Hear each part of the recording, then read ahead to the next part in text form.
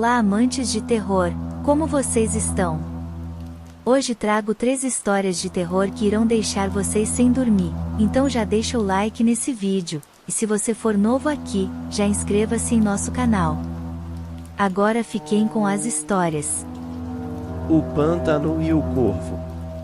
É difícil dizer o que mais temia naquele dia horrendo, talvez a guerra, responsável pelos corpos destroçados ao meu redor, talvez o pântano, frio e silencioso como um cadáver, exalando um aroma gélido de morte iminente, ou talvez fosse o corvo, ave maldita de grito ensurdecedor, que movia-se pela escuridão de penas como uma sombra sinistra, destacando-se na névoa distante.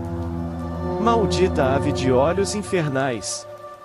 O combate ceifou muitas vidas, especialmente daqueles que lutaram ao meu lado.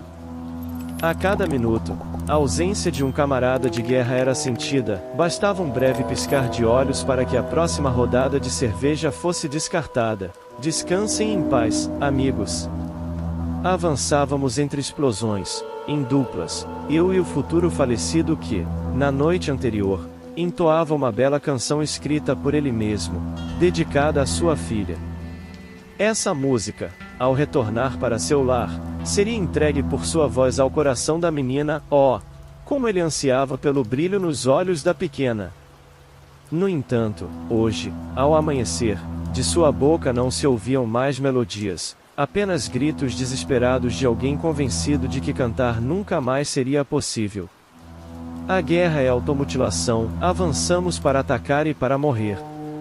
Como poderia um dos lados sair vitorioso diante de tantas perdas? Eu sobrevivi. Por covardia. Não me importo. Uma voz em minha cabeça gritava a cada explosão: fuja! Salve-se! E eu simplesmente obedeci e fugi. Por sorte, não fui atingido por disparos durante a corrida. Marchei rapidamente em direção ao pântano, um lugar que jamais desejei visitar. Mergulhei sem hesitar, permanecendo imerso até a virilha, acreditando que o conflito não se expandiria até aquele local onde uma névoa sutil e sinistra pairava sobre a água suja e fria. Escondi-me sob galhos e troncos caídos na margem do lago, esperando o fim dos bombardeios mortais. Após algumas horas, a exaustão me fez adormecer enroscado nos galhos. Ao despertar, o silêncio era ensurdecedor. O combate chegará ao fim, pelo menos por hoje, pensei. Enquanto tentava libertar-me com dificuldade da trama de galhos pontiagudos, uma ferida se abriu em meu ombro, rasgando minha carne até o osso, fazendo o sangue jorrar no lodo. Forcei meus passos pesados na lama pútrida e, enquanto caminhava, completamente encharcado, percebi que o pântano já fora um campo de batalha. À frente, avistei corpos de soldados flutuando, alguns ainda inteiros, enquanto a maioria era difícil de se encarar. Como pode o corpo humano se transformar em tamanho desastre? Somente a morte poderia apreciar uma arte tão repugnante. Enquanto a água espumava a cada passo tortuoso que eu dava nas margens do pântano, notei que algo me seguia. Tive a estranha sensação de que uma entidade maligna me observava, não de um único ponto, mas de todos os lugares. No horizonte distante, um formato escuro surgiu, destacando-se na névoa. Era o corvo tenebroso vindo em minha direção, pulando de galho em galho, de tronco em tronco. Ele saltitava pelos galhos das árvores, flutuava sobre o pântano de lodo e entre os troncos dos soldados mortos, mutilados por ferimentos fatais. Revoando de cadáver em cadáver, o corvo se aproximou de mim. E do escuro de seu bico, meu nome ecoou, Edgar Allan Poe. Como poderia essa maldita ave saber meu nome? Como pode tal criatura ter o dom da fala? Até hoje, não encontrei resposta, mas sei que naquele dia, o corvo proferiu meu nome, em um tom horrendo e estranho, acompanhado de arrepiantes grasnados sepulcrais. Diante de mim, um corpo boiava, oferecendo sua barriga inchada como pousada para o corvo dançar com seus pés decrépitos. A criatura alada de olhos vermelhos executava uma macabra dança mortuária na barriga do defunto, e eu não suportava mais seu olhar satânico fixado em mim. Acelerei meus passos, ainda dentro d'água, lutando para não tropeçar e apoiando-me em alguns corpos, ansioso por me distanciar da ave das trevas. De vez em quando, lançava um olhar de soslaio e ficava apavorado, pois o corvo continuava me seguindo, não importava o quanto eu tentasse ficar longe daquela criatura. Porém, precisei parar ao perceber alguns soldados inimigos se movendo entre as árvores, não muito distantes da margem do pântano onde eu me encontrava. Meia dúzia deles se aproximavam de mim, finjo estar morto, pois não aguentava mais enfrentá-los. Encostei-me em um monte de corpos flutuantes à margem do pântano, utilizando-o como meu disfarce. Permaneci tão imóvel entre a carnificina humana que, por um instante, acreditei estar verdadeiramente morto. Os minutos que se seguiram dali foram os mais angustiantes. O som dos passos dos soldados se aproximava de onde eu estava, enquanto pequenos esguichos surgiam na água a cada disparo que faziam, decididos a assustar os que fingiam estar mortos, e obtiveram sucesso. Um dos supostos cadáveres se soltou do tronco em que se agarrava e ergueu as mãos, clamando por clemência, mas foi silenciado rapidamente por um tiro certeiro.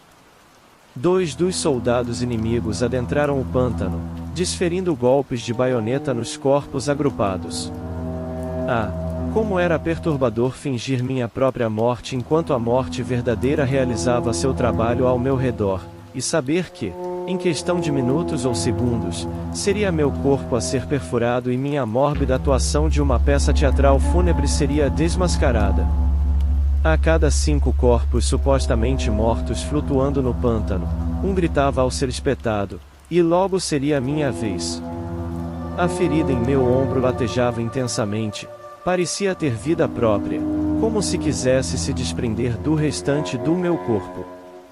A situação piorava a cada segundo, e tudo me incomodava, e a pulsação da ferida, a garganta coçando, instigando uma tosse, o zumbido das moscas nos meus ouvidos, a ânsia de vômito, a coceira, os calafrios causados pelo pântano frio e a neblina gélida, os gritos dos poucos soldados vivos sendo perfurados ao meu redor e, é claro, o corvo, maldito corvo.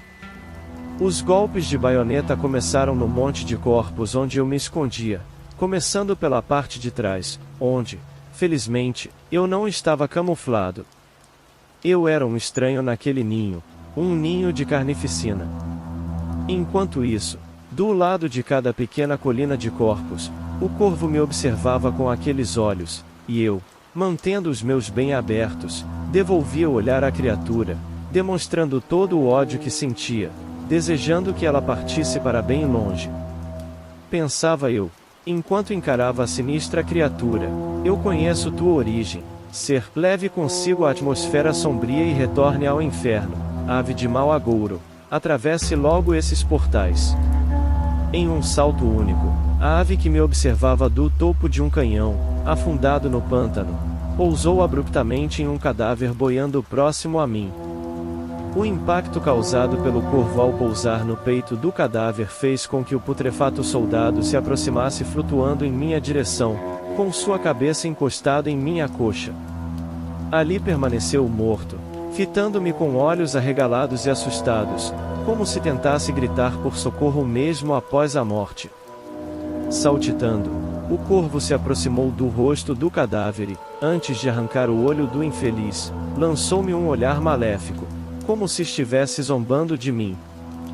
Com agilidade, a ave arrancou um dos olhos do ex-soldado, talvez um ex-marido, ex-filho, ex-pai, e eu, com um olhar doloroso, testemunhei o horror que se desenrolava naquele miserável corpo flutuando a centímetros do meu peito. A única certeza que eu tinha naquele momento era que minha morte era iminente, pois já começava a sentir o cheiro da minha própria decomposição. Se não fossem os soldados inimigos me perfurando com golpes de baioneta, seria o corvo responsável pelo meu lamentável fim. Os momentos de agonia estavam apenas começando. Ao meu lado, eu ouvia o som da lâmina rasgando a carne já morta de um cadáver. Enquanto isso, o corvo saltou e cravou seu bico afiado na ferida em meu ombro, desferindo golpes fortes e dolorosos até atingir meu osso. A dor era insuportável, mas permaneci imóvel, fingindo ser um cadáver. O sangue jorrava da ferida como lava de um vulcão em erupção, tingindo meu rosto de um vermelho intenso e vivo. Fechei os olhos e aguardei meu destino. Naquele momento, não suportando mais a dor, supliquei a Deus, ao diabo ou a qualquer outra entidade que eu desmaiasse para não mais experimentar a angustiante profanação que ocorria em meu corpo.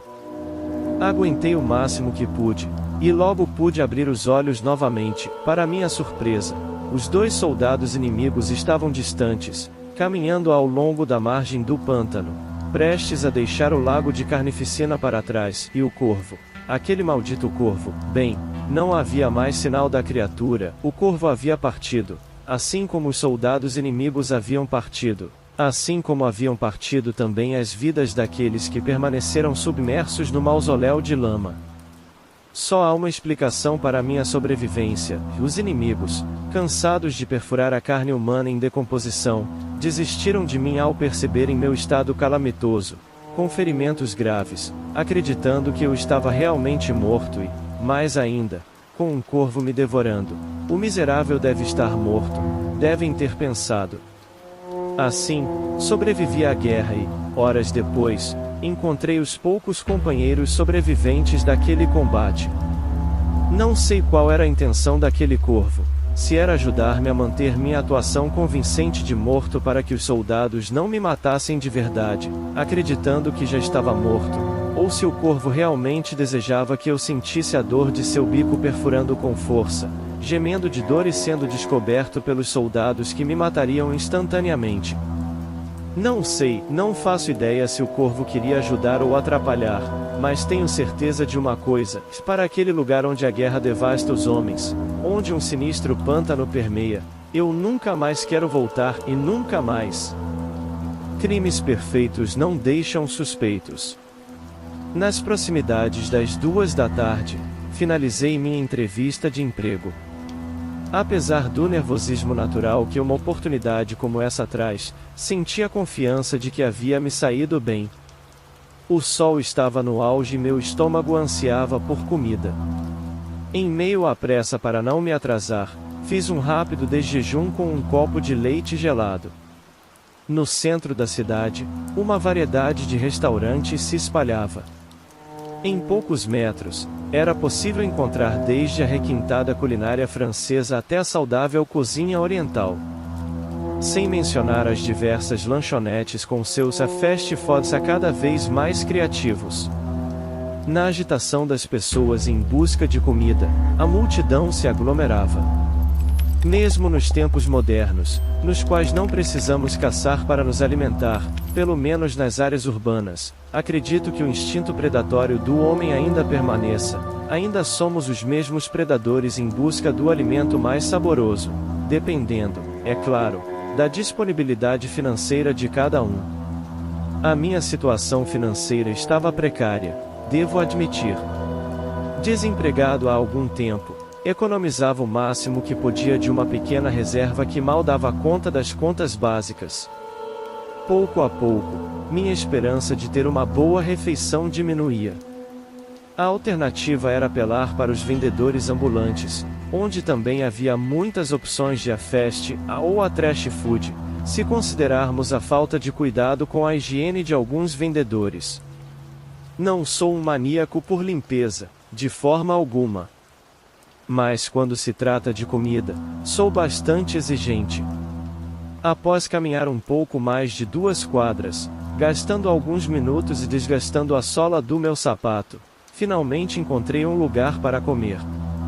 As pessoas que estavam ali pareciam satisfeitas com suas refeições. Conforme dizia a placa apoiada no carro personalizado do vendedor de cachorro-quente, eles estavam saboreando um delicioso cachorro-quente, que podia vir com milho, bacon, ervilhas, prensado ou ainda especial, acompanhado de um refrescante suco de laranja ou limão. Era exatamente o que meu estômago precisava, tudo que minha consciência permitia e tudo que meu dinheiro podia pagar. O vendedor usava avental, touca no cabelo e, pasmem, até luvas. Era um verdadeiro oásis no deserto da higiene metropolitana. Ele era uma pessoa muito simpática, daquelas que atraem os clientes com bom humor, brincando enquanto preparava os lanches. Eu, tentando distrair minha fome, abri o jornal em busca de alguma oportunidade de emprego que talvez tivesse passado despercebida nos classificados. Distraído na busca, só percebi que era minha vez quando fui interrompido pelo vendedor, que perguntou como eu queria meu cachorro-quente. Brinquei dizendo que, na minha infância, um cachorro-quente era composto por pão, salsicha, maionese, ketchup e mostarda. Mas, dada a minha fome, poderia ser o especial. Bem caprichado. O que você disse? Perguntei a ele. A foto. A foto da capa. Está cheia de sangue. Ah, sim. A manchete. Ele se referia à foto de um homem que havia sido encontrado morto na madrugada. E na opinião dele, provavelmente seria mais um crime sem solução. Discordei, dizendo que não acreditava em crimes perfeitos. Ele riu, mostrando que sua preocupação com a higiene não se estendia aos dentes. Existem muitos crimes perfeitos, meu rapaz. Há pessoas muito criativas, com planos mirabolantes. Essas nunca serão pegas, filosofou enquanto cortava meu pão. Voltei à minha busca nos anúncios, mas fui interrompido novamente pelo vendedor. Eu conheço um caso assim. Um crime em que o culpado nunca foi descoberto, na verdade, nem mesmo foi considerado um crime pelas autoridades, disse ele enquanto passava maionese no lanche. Percebendo que não teria chance alguma de continuar lendo, já que eu era o único cliente disponível para a conversa do vendedor tagarela, decidi incentivar o homem a compartilhar a história. Sério? Sim, sim. Disse ele empolgado, enquanto adicionava milho e ervilhas no meu cachorro-quente. Sabe aqueles casais pelos quais todo mundo sente inveja? Bem, eu conheci um casal assim. Ele amava aquela mulher mais do que a si mesmo. Fazia tudo o que podia e até o que não podia por ela.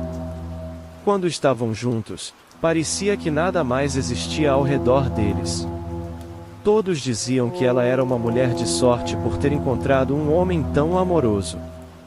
No entanto, talvez ela não pensasse assim, ou pelo menos, naquele ponto do relacionamento, o amor não era mais tão intenso.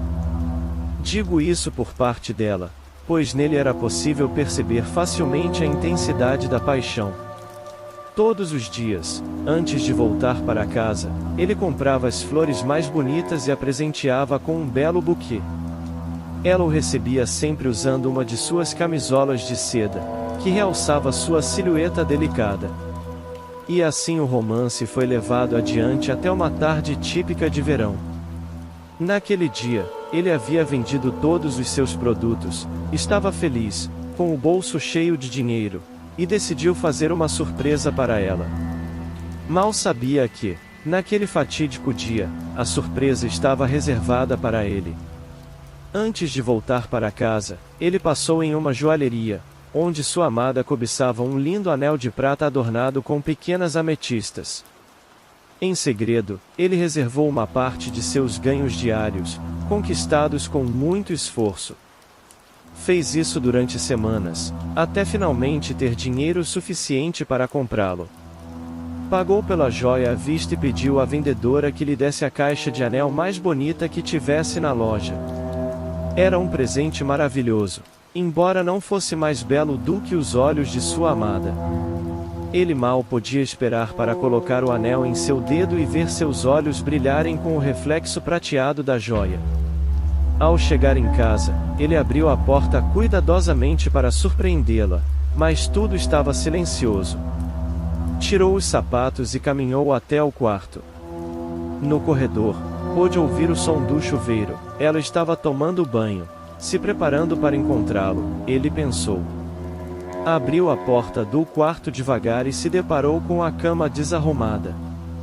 Então, pôde ouvir melhor o som da água caindo no chão, misturado com risadinhas e gemidos. Espalhadas pelo carpete azul estavam roupas que, para sua surpresa e desgraça, não pertenciam apenas à sua mulher. Suas mãos tremiam tanto que era quase impossível controlá-las, mas a raiva o impulsionava.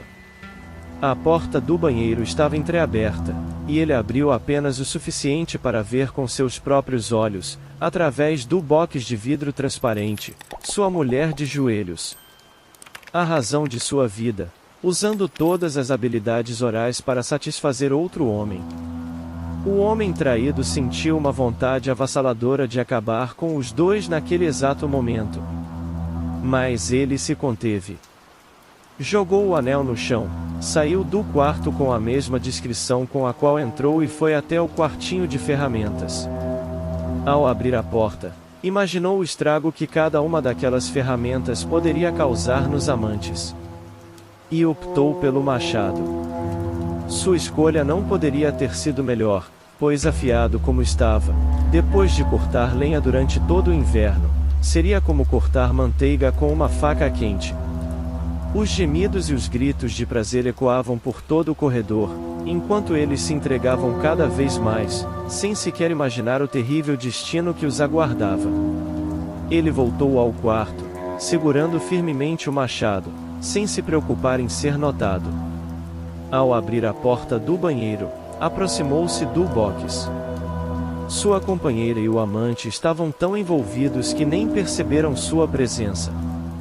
Com toda a sua força, o homem traído desferiu um golpe contra o box. O som do vidro estilhaçando pelo impacto do machado se misturou ao grito de dor do amante, que sofreu o impacto da lâmina nas costas. A atmosfera do ambiente mudou instantaneamente. Ele sentiu uma estranha satisfação ao ver sua mulher desesperada avançar contra ele. Com um soco violento em seu rosto, ele a derrubou no chão. O amante, caído, tentava se arrastar, cortando sua pele nos cacos de vidro. Mas era em vão. O homem se aproximou, pressionando o corpo da vítima contra o chão e arrancou o machado com uma fúria ainda maior do que antes. Em seguida, encostou a lâmina ensanguentada no pescoço do infeliz, permitindo que o terror da morte iminente ecoasse em seus ouvidos antes de desferir o golpe final. A cabeça foi separada do corpo, banhando-se em sangue. Em seguida, ele voltou sua atenção para ela, o amor de sua vida, que lutava para se levantar. Com o lado esquerdo do rosto inchado pelo golpe que havia recebido, ela ainda era atraente, sua beleza hipnotizava o pobre homem, e ela sabia disso. Implorando para que ele poupasse sua vida, ela se ajoelhou. Ele não conseguia odiá-la, por mais que quisesse, apesar de todos os seus desejos de fazê-lo, simplesmente não conseguia. Ele se aproximou chorando e deu um beijo suave em sua testa. No entanto, mais uma vez ele foi traído. Sentiu um pedaço pontiagudo de vidro que ela havia pego sorrateiramente do chão cortar sua testa. Ele caiu no chão e ela, na tentativa de escapar, escorregou no piso ensanguentado. Então, ele agarrou novamente, mas dessa vez não mostrou piedade. Golpeou repetidamente sua cabeça contra o chão, 1, 2, 10 vezes. Quanto mais batia, mais vontade tinha de continuar. Até que o som dos golpes foi abafado pela massa encefálica que se espalhava pelo chão, misturada aos longos fios loiros de sua amada e seus dedos. Finalmente, ele se sentou embaixo do chuveiro e permaneceu lá por horas. Quando finalmente recuperou a consciência, sentiu-se aliviado com tudo o que havia acontecido. Sentia que havia lavado sua honra e agora precisava limpar toda aquela sujeira. Pensou por um tempo em uma maneira criativa de ocultar os corpos, aqueles 2 enormes pedaços de escória que sujavam seu banheiro. E ele encontrou uma maneira, digamos, bastante criativa. Um plano perfeito para garantir que nunca fossem descobertos. E assim o fez. Até hoje, sua esposa e o amante, um vendedor de livros, são considerados desaparecidos. E o homem pôde recuperar sua vida, sua dignidade e sua honra. Um crime perfeito, não é? Isso é tudo? E a polícia? Não descobriu nada? Perguntei. Nada. Bem, meu jovem, vejo que terminou sua refeição e está na hora de eu ir embora, respondeu o vendedor, tirando suas luvas e avental. Mas o que ele fez com os corpos? Ele se livrou deles. Use sua imaginação. Espere. Se fosse um crime perfeito, você não saberia. A menos que... Foi então que percebi, ao vê-lo sem touca, uma grande cicatriz em seu rosto. Isso me deixou arrepiado e paralisado, incapaz de dizer mais nada. O homem terminou de arrumar suas coisas, entrou no carro e partiu. Chocado com tudo que ouvi, senti um pequeno incômodo, como se algo estivesse preso entre meus dentes. Cutuquei com o dedo e retirei um pequeno fio de cabelo loiro. Isso me trouxe à mente as últimas palavras do vendedor quando questionei sobre os corpos. À espera do apocalipse. Durante cerca de 5 anos, vaguei por várias cidades na tentativa desesperada de esquecer. Abandonei minha cidade natal com uma mochila contendo apenas algumas roupas, deixando para trás minha casa e todas as conexões pessoais, já que não tinha mais familiares ou amigos. Fui abandonado covardemente por todos após um trágico acidente que resultou na morte da única pessoa que amei em toda a minha vida. Amigos e familiares, tanto os meus quanto os dela, se recusaram a acreditar que foi um acidente, e, em vez de me oferecerem apoio, me abandonaram. Minha mente estava tão caótica na época que até mesmo minha tentativa de suicídio fracassou. Depois desse episódio, decidi deixar minha antiga vida para trás. Caminhava por uma estrada deserta quando uma tempestade começou a se formar no horizonte. As nuvens cinzentas conferiam um estranho tom azulado ao cenário, e um silêncio mórbido envolvia tudo, trazendo uma tristeza indescritível. Meu coração apertou intensamente, como se alguém o estivesse esmagando, e lágrimas começaram a escorrer pelo meu rosto. À minha frente, vi minha amada dançando, exatamente como na última vez em que estivemos juntos. Seus longos cabelos negros flutuavam ao ritmo dos movimentos aleatórios no ar. Naquele momento, caí de joelhos no acostamento da estrada, chorando desesperadamente. Quando me recuperei, com a visão ainda embaçada pelas lágrimas, percebi a alguns metros do acostamento um imenso portal de madeira, com aproximadamente 3 metros de altura e 2 metros de largura. Aproximei-me daquela construção curiosa, agora deteriorada pelo tempo, e notei que, mesmo danificada, ainda conservava alguns detalhes originais e entalhes em baixo relevo na madeira, com características peculiares que se assemelhavam a hieróglifos ou ideogramas. Ao fundo, uma estrada de terra se estendia além de uma pequena colina. Diante da iminente tempestade, decidi seguir a estrada na esperança de encontrar abrigo até que a chuva passasse. A estrada era longa e sinuosa. Após 2 horas de caminhada, cheguei ao topo da colina. Fiquei ao mesmo tempo maravilhado e assustado ao avistar uma cidade completa ao pé da colina, com uma arquitetura que eu nunca tinha visto antes. Consultei rapidamente meus mapas de viagem e fiquei surpreso ao constatar que nem a cidade nem a estrada que eu havia percorrido constavam no mapa, havia apenas uma vasta área em branco. Enquanto examinava os mapas, pude ouvir, ao longe, o som dos sinos badalando. Aquele som me causou um terror profundo, pois ressoava de forma macabra, como um convite para uma jornada eterna no inferno, conduzida pelo próprio Lúcifer. Embora fosse sem vários sinos, o som não se assemelhava a sinos convencionais. Guardei os mapas na mochila e pensei em partir daquele lugar, mas algo me atraía irresistivelmente. Com a chuva começando a cair com mais intensidade, apressei-me em descer a colina. A cidade era cercada por um grande muro, e um portal semelhante ao que encontrei na beira da estrada ficava no centro, servindo de entrada. Adentrei, seguindo uma rua de paralelepípedos que se estendia à minha frente. A rua era estreita, e as casas pareciam se inclinar sobre ela, quase engolindo-a em alguns pontos. Os estranhos telhados das casas se encontravam, formando um túnel assustador. Tentei bater na porta da primeira casa que encontrei, mas não obtive resposta. O mesmo ocorreu com as casas seguintes. Os sinos continuavam tocando sua sinfonia macabra, agora com um volume mais alto. Prossegui pela rua vazia, sem encontrar ninguém pelo caminho. A cidade parecia completamente deserta, como evidenciado por seu estado de conservação precário. Mas se estava deserta, quem estava tocando os sinos? Com a chuva caindo cada vez mais forte, decidi seguir o som das badaladas, na esperança de encontrar alguém. Caminhei por ruas que pareciam idênticas durante alguns minutos, com as casas aglomeradas e quase se fundindo no ar.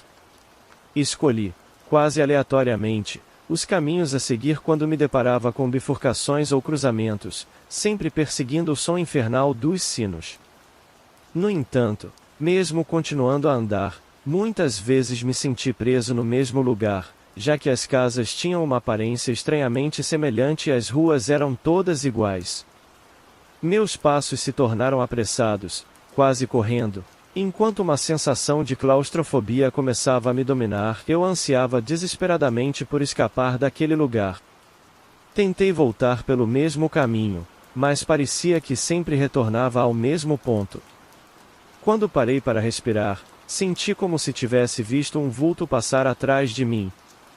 Virei-me rapidamente, mas só vi a mesma rua de sempre. Porém, notei que a porta de uma das casas estava entreaberta. Com cautela, aproximei-me, verificando se não havia ninguém à espreita. Ao chegar à porta, chamei por alguém, mas como esperado, ninguém respondeu. Abri a porta lentamente, revelando uma escuridão que me era desconhecida. Com o coração acelerado, continuei a empurrar a porta, buscando alguma fonte de luz. Eu estava com metade do corpo dentro da casa quando vi novamente um vulto passar por trás de mim. Assustado, virei-me para tentar identificar quem estava tentando me assustar, mas não vi ninguém mais uma vez. Resmungando, virei-me para entrar na casa, mas dei um pulo quando me deparei com alguém, ou algo, a poucos centímetros de distância. Não pude conter o grito de horror quando aquela coisa, aproximadamente do meu tamanho, agarrou meu braço com força. Uma sensação de formigamento percorreu meu corpo quando a mão gelada da criatura me tocou. Lutei com todas as minhas forças para me soltar enquanto ela emitia sons ininteligíveis. Esses grunhidos pareciam não ter origem, mas quando olhei para o rosto da criatura, suei e estremeci ao perceber que não havia rosto, apenas uma cabeça branca, do mesmo tom que o resto do corpo, mas com um terrível matiz azulado. Mesmo sem olhos visíveis, sentia que aquela criatura me encarava, seu olhar provocando um medo como nunca havia sentido antes. Virei as costas e comecei a correr desesperadamente pelo tortuoso labirinto que era a cidade.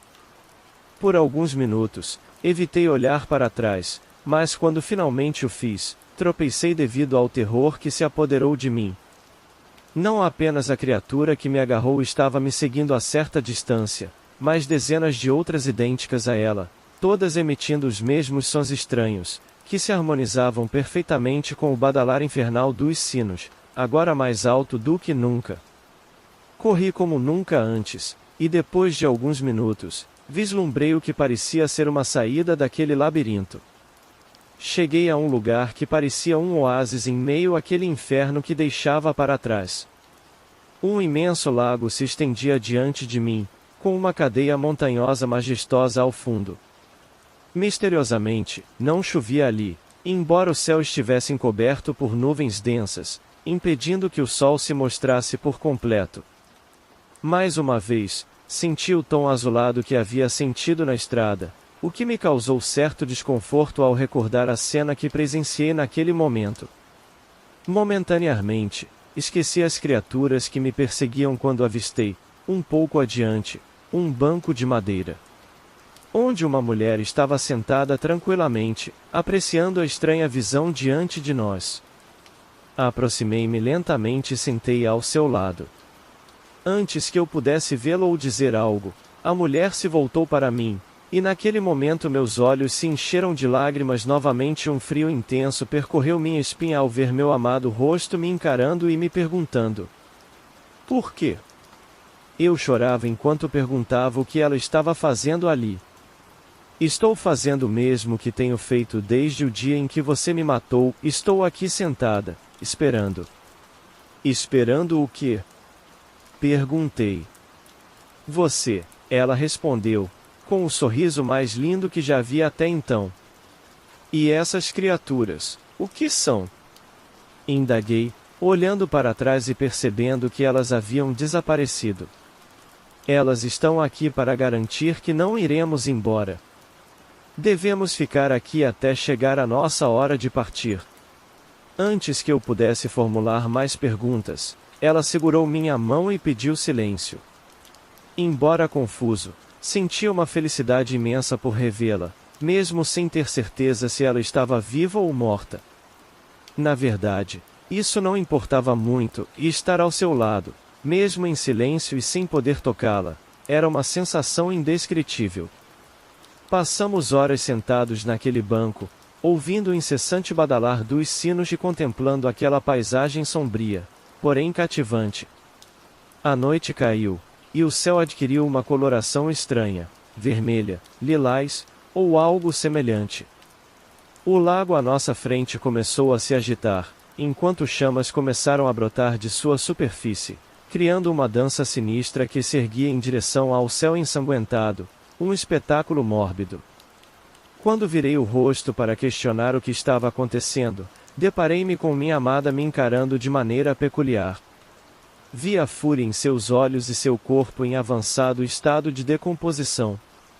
Sangue escorria de sua boca, e a faca que sem querer eu cravara em seu coração ainda estava presente. Ela gritava, chorava e me segurava com uma força assustadora. Eu não conseguia me soltar.